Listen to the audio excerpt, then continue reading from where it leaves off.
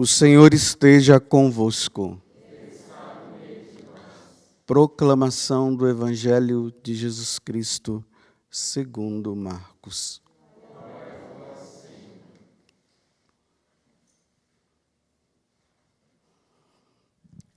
Naquele tempo, Jesus subiu ao monte e chamou os que ele quis, e foram até ele. Então Jesus designou 12 para que ficassem com ele e para enviá-los a pregar, com autoridade para expulsar os demônios. Designou, pois, os 12, Simão, a quem deu o nome de Pedro, Tiago e João, filho de Zebedeu, aos quais deu o nome de Boanerges, que quer dizer filho do trovão, André, Filipe, Bartolomeu, Mateus, Tomé, Tiago, filho de Alfeu, Tadeu, Simão, o cananeu, e Judas Iscariotes, aquele que depois o traiu. Palavra da salvação.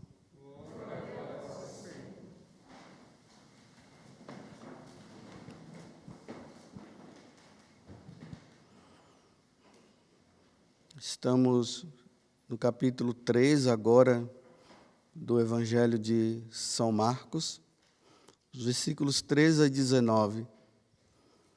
Depois que Jesus ele começa ali o seu ministério da pregação, do anúncio do reino de Deus, chamando as pessoas à conversão, Jesus sobe o monte para rezar.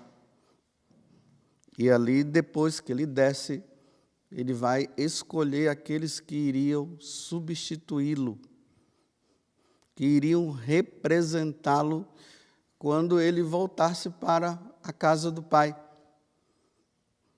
Então, ele agora reúne os 12 apóstolos, aqueles que seriam enviados para pregar, para anunciar a boa nova de salvação. Eles que deveriam ir para todos os cantos do mundo, ide por todo o mundo e pregai o Evangelho e batizar. Eles foram chamados a isso. Eles precisavam levar as pessoas a compreender que Jesus é Deus, que a verdadeira religião se basearia tendo Jesus como centro. A verdadeira igreja seria a Igreja Católica, e assim por diante. Só que aqui nós vamos vendo a lista, dos apóstolos, e sempre aqui no final, eu sempre me deparo com essa questão de Judas, quando diz que ele foi aquele que depois o traiu. E aí, por que Judas ele acaba traindo Jesus? Porque se percebe-se que não houve assim uma conversão. Judas estava com Jesus, mas ele tinha a maneira dele de pensar e de ver o mundo. Por exemplo, quando fala de Pedro, Tiago e João, que eram pescadores, quando Jesus os chama, Jesus diz: de hoje em diante vocês serão pescadores de homens. Houve uma mudança, Pescador de peixe para pescador de homens. A mesma coisa, Mateus, quando ele estava lá sentado na coletoria de impostos, roubando dos outros, uma parte para mim, outra parte para o império. E ali, quando Jesus o chama, ele deixa a coletoria de impostos para ser apóstolo. Mas e Judas? Quem era, na verdade, Judas?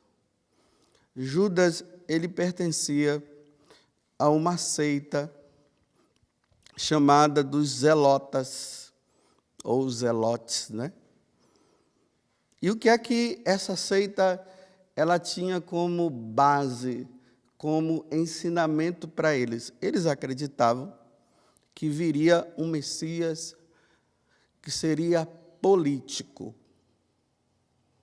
Esse Messias, ele viria para quê?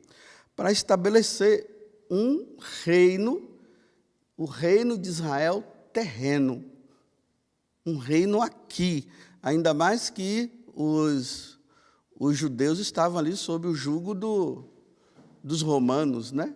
De uma certa forma, eles eram escravos dos romanos, do imperador César. Então, eles acreditavam que esse Messias ele viria, né, com um grande poder político, e quando ele chegasse, ele ia destruir tudo, e os judeus agora iriam viver felizes para sempre nesse mundo com esse tal líder político. E ele viu em Jesus essa pessoa. E aí Jesus escolhe, ele começa a seguir ali, vai ouvindo Jesus e tudo, mas o coração de Judas continuava com aquela intenção. Ele estava esperando que Jesus revolucionasse. Era um revolucionário, Jesus. Ele veio para revolucionar tudo. Só que no decorrer do tempo, Jesus não viu. Judas não viu isso. O meu reino não é desse mundo. Jesus falava. Jesus falava de um tal reino dos céus. Não era um reino terreno. Ele era do paz e amor. Paz e amor. Em nenhum momento se viu ali Jesus brigando com alguém. Ele chamava a atenção. Ali no templo de Jerusalém, Jesus pegou o chicote e mandou o povo embora. Mas não que Jesus tivesse ali para destruir, né? Como se tivesse assim, aquela classe que deveria ser destruída, a classe dos ricos, porque só os pobres, é como se veio só para os pobres. Lembremos que lá na casa de Lázaro, após a ressurreição de Lázaro, né?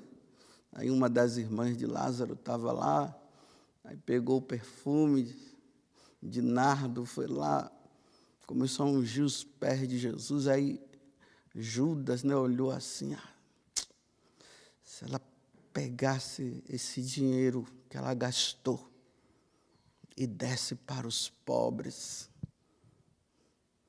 Aí Jesus olhou e disse: pobres sempre tereis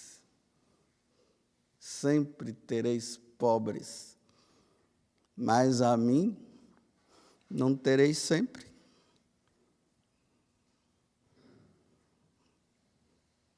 Ele queria dinheiro, a solução é o dinheiro. E aí, essa divisão, né?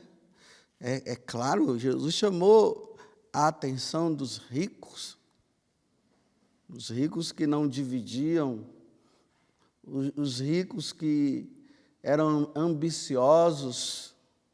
Lembremos daquele homem lá que, depois de ele ter feito toda a colheita dele, aí ele sentou e disse assim: agora sim, eu já posso usar da minha vida, agora que eu tenho tudo pronto, está tudo aqui, eu vou ficar numa boa. Ele disse: seu imbecil, hoje mesmo tu irás prestar conta de todos os seus atos. Mas quando Jesus ele fala da questão dos pobres, aos pobres em espírito, aqueles que não têm Deus no coração, porque tem rico que é pobre porque não tem Deus, e tem pobre que é rico porque tem Deus, embora materialmente ele não seja. É claro que Deus não quer a miséria, e é por isso que quem tem deve dividir com quem não tem. né? Ninguém é tão pobre que não possa dividir e não possa ajudar uma outra pessoa que esteja precisando. E isso é justo, é justiça isso. Mas quando se divide a vida em classes, só uma classe é que vai se salvar, já começa a entrar num grande erro. Olha quantos santos ricos na história da igreja, rainhas que se tornaram santas,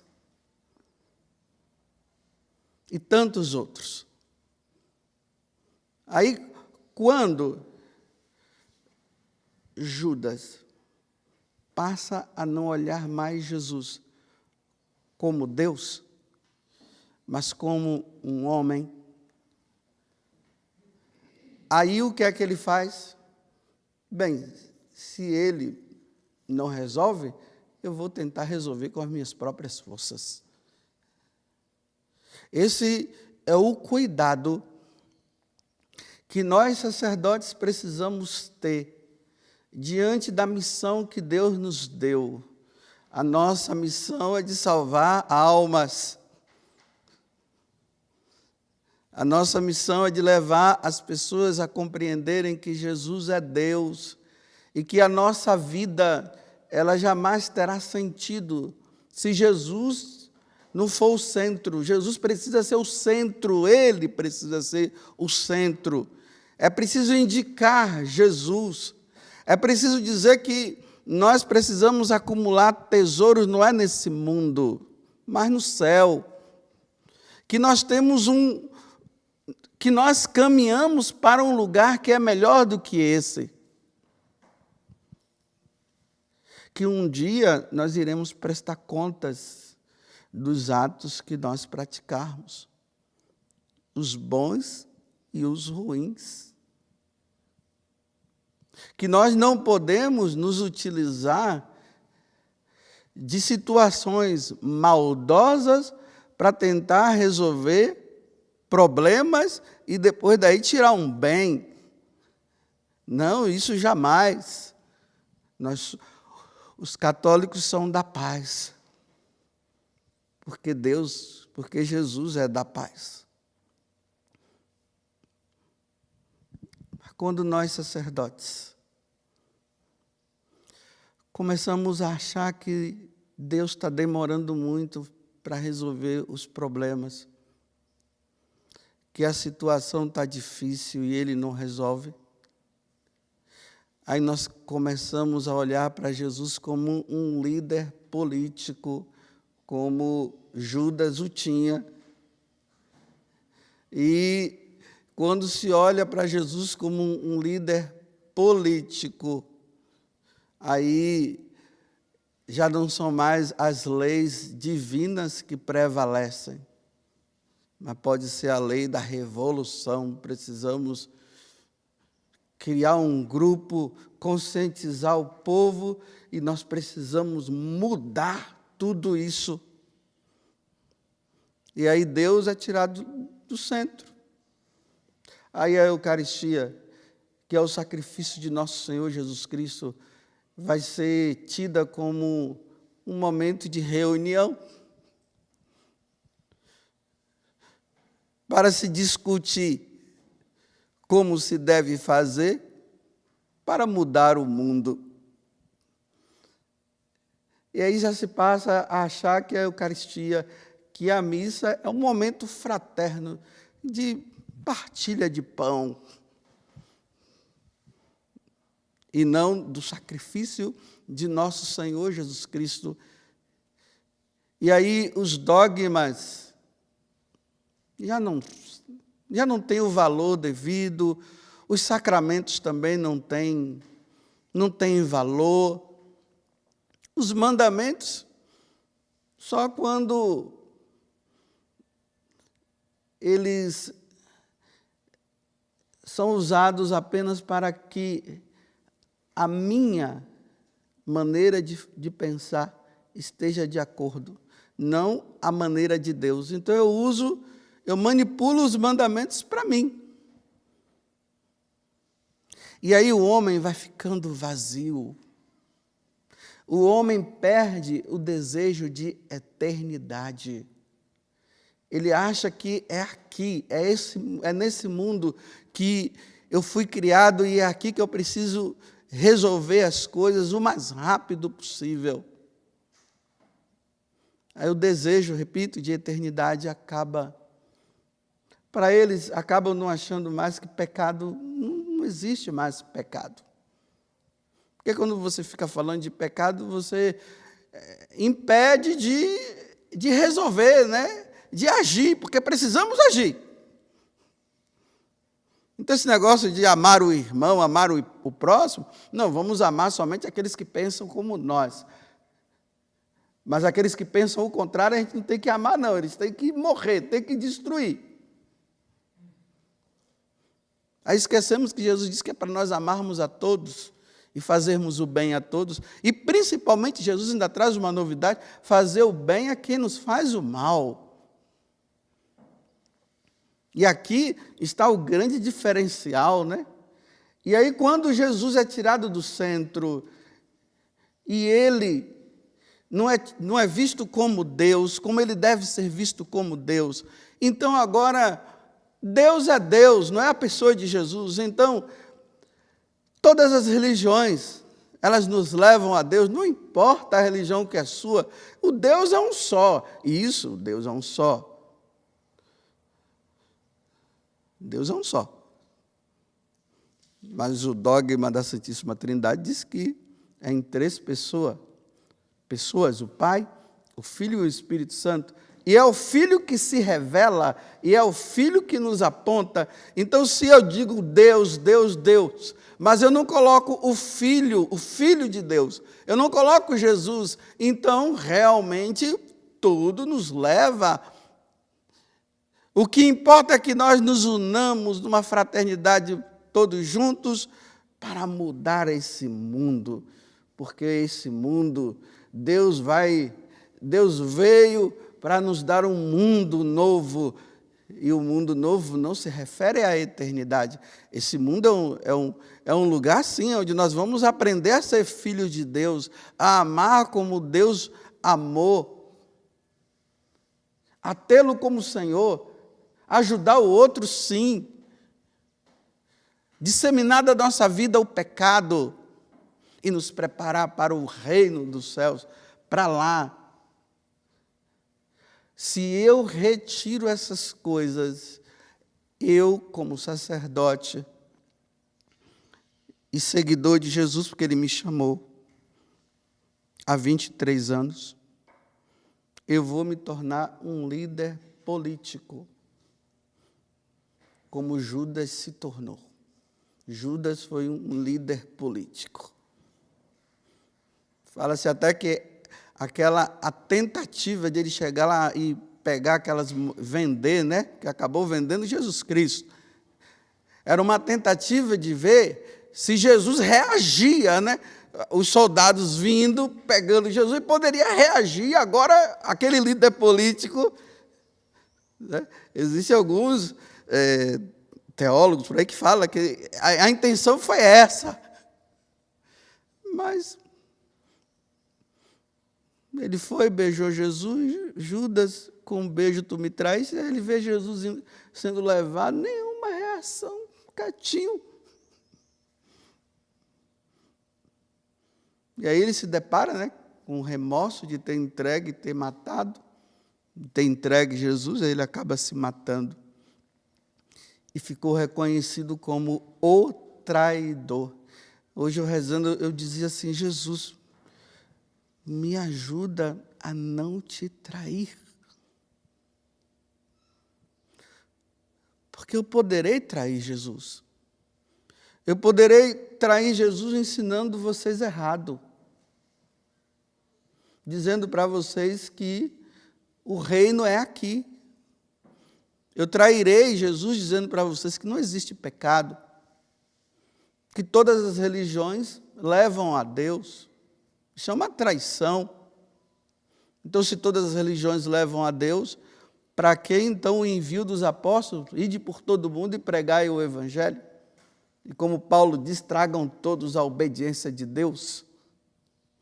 Aí Paulo começa a perceber que não era só os judeus, mas ele percebeu que os gentios abriam o coração para Deus, então ele se torna apóstolo dos gentios, e ele leva Jesus para eles, e quantos que foram batizados, aqueles gentios que tinham seus próprios deuses, ele não chegou lá em Atenas dizendo, estava lá o Areópago com aquele monte de deuses, e ele disse, não, fiquem tranquilos todo mundo, fiquem em paz, que tudo leva a Deus. Ele pega o Deus desconhecido, aquele altar que não tinha ninguém, ele diz, é a esse Deus que eu quero falar para vocês. E aí ele começa a anunciar e mostrar quem era Jesus. Aí na hora que Jesus falou na hora que ele falou da ressurreição, os caras, deixa para lá, não acreditavam na ressurreição, e deixaram Paulo de lado. Só poucas pessoas se converteram naquele dia. Mas Paulo não chegou lá dizendo que todas as religiões levam.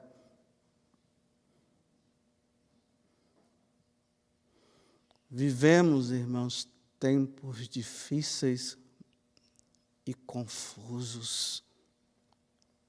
E mais uma vez eu vou dizer para vocês, se apoiem na sã doutrina. A doutrina da igreja. Comecemos ali pelo catecismo que está resumido todo a nossa fé, nos símbolos dos apóstolos, na moral cristã, na oração, está tudo ali. Porque se hoje não dá mais, meu Deus do céu, que tristeza, não dá mais para se apoiar mais. Eu estou falando aqui e e vocês estão se perguntando, será que ele está sendo fiel a Deus mesmo? Porque de repente eu posso aqui falar alguma coisa que não tem nada a ver com o que a igreja ensinou. De repente eu posso estou aqui e estou incitando vocês a se tornarem revolucionários. Que difícil. Antigamente não era assim. Quando um sacerdote subia no púlpito, os fiéis sabiam, eles vêm falar de Deus. Hoje não. Se fala de tudo menos de Deus. Se fala que vocês têm que fazer exercício físico, façam uma boa dieta. Se fala de políticos indicando esse ou aquele. É assim. Que mundo terrível que nós estamos. Satanás realmente, ele está bravo. Ele está sabendo que pouco tempo resta para ele, por isso, aí, vai do púlpito, eu causo divisão. Vocês aí começam, aí os Facebooks e Instagrams começam a pipocar. Não é bem assim, pau e briga para dar divisão, tudo. Que mundo terrível. Em quem acreditar na sã doutrina, em Jesus Cristo, meus irmãos, estudem, meditem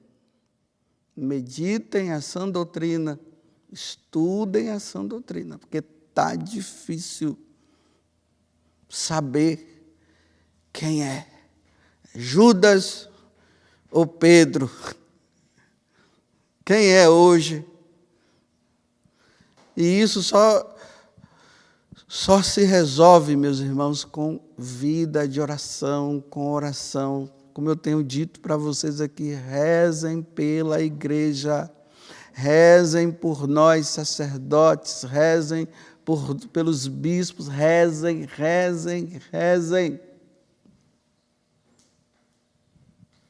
para que nós não sejamos revolucionários, mas que nós sejamos padres. Que nós apontemos para vocês o céu. E aqui eu termino lembrando mais uma vez do cura Darcy, né? Vocês já sabem do que eu vou dizer, mas é bom sempre relembrar. Quando ele vai para Ars, não sabia a direção. Chega lá numa bifurcação, uma estrada leva para uma cidade, outra estrada leva para outra, não tinha placa nenhuma indicando para onde aonde é Ars. Foi para lá que me indicaram, o bispo me indicou para lá. Aí encontra aquele menino e ele diz: meu filho, me aponte Ars, que eu te apontarei o céu. E aí tem aquela imagem, né? O menino assim, e ele apontando assim o céu, na imagem, né? Que tem. Diz que é lá na entrada da cidade de Ars, eu nunca fui. E dizem que com o decorrer do tempo, aquele rapazinho que se tornou homem depois, se tornou santo. Porque o cura Darcy não foi um Judas. Ele foi Pedro. Porque o cura Darcy apontou Jesus, apontou Deus, mostrou para eles que a única coisa que pode preencher a nossa alma é Deus. Deus é tudo. Quem tem Deus tem tudo. Não é tudo material, não. É Deus mesmo, porque Ele é o Criador de todas as coisas. Se nós temos Deus, nós temos tudo. Que Deus me dê a graça de ser fiel. Que Deus dê a graça aos meus irmãos sacerdotes a serem fiéis e que nós apontemos Deus, Jesus Cristo, apontemos o céu, porque para isso nós fomos ordenados para apontar o céu. Perdoar os pecados, eu te absolvo em nome do Pai, do Filho e do Espírito Santo. Consagrar, isto é meu corpo, isto é meu sangue, que é dado por vós, para abençoar e para mostrar que o verdadeiro líder, que todos os líderes devem se apoiar, é no verdadeiro líder, o líder de todos os líderes, que é nosso Senhor Jesus Cristo. Louvado seja nosso Senhor Jesus Cristo e a nossa Mãe Maria Santíssima.